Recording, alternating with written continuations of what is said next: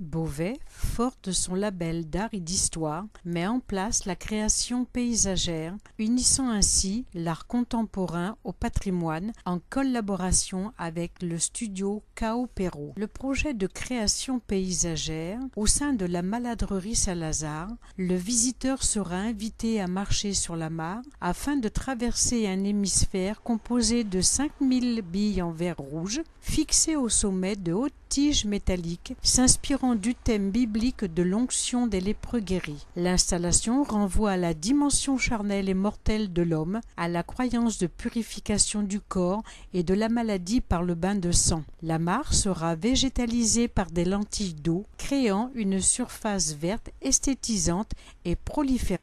La Maladrerie Saint-Lazare, une architecture du Moyen-Âge. La Maladrerie Saint-Lazare est un exemple remarquable de l'architecture hospitalière des XIIe et XIIIe siècles. Unique en son genre par la richesse de son bâti, ce joyau du patrimoine beauvaisien a gardé ses trois parties distinctes, correspondant à ses trois fonctions d'usage. Au nord, la ferme, au centre, l'ancien logis des religieux et la chapelle romane, au sud, l'enclos des malades, le tout sur un terrain clos de plus de 3 hectares.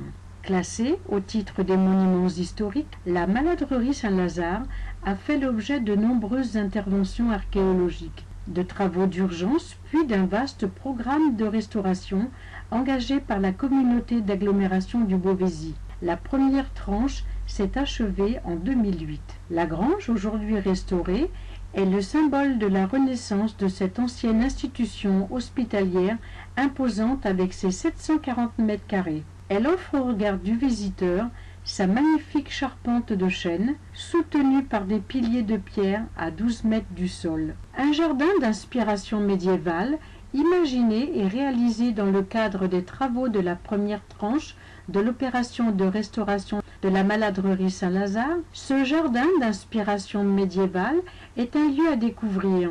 Les visiteurs peuvent flâner entre le carré des simples et les plantes potagères, prendre du temps sous la pergola ou sur les pelouses du carré dit du cloître. D'inspiration médiévale dans sa structure, ce jardin au tracé géométrique organise comme au Moyen-Âge les plantations en carré où sont cultivées des plantes pour se nourrir, pour se soigner ou pour embellir. Le choix des matériaux, comme les plessis en métal, ainsi que la sélection des plantes, constituent une création contemporaine et permettent une interprétation actuelle d'un jardin du Moyen-Âge. Bien plus qu'un lieu de promenade, ce jardin invite à découvrir la botanique, à créer du lien entre passé et présent et illustre avec le contenu historique lié à l'histoire de la Maladrerie.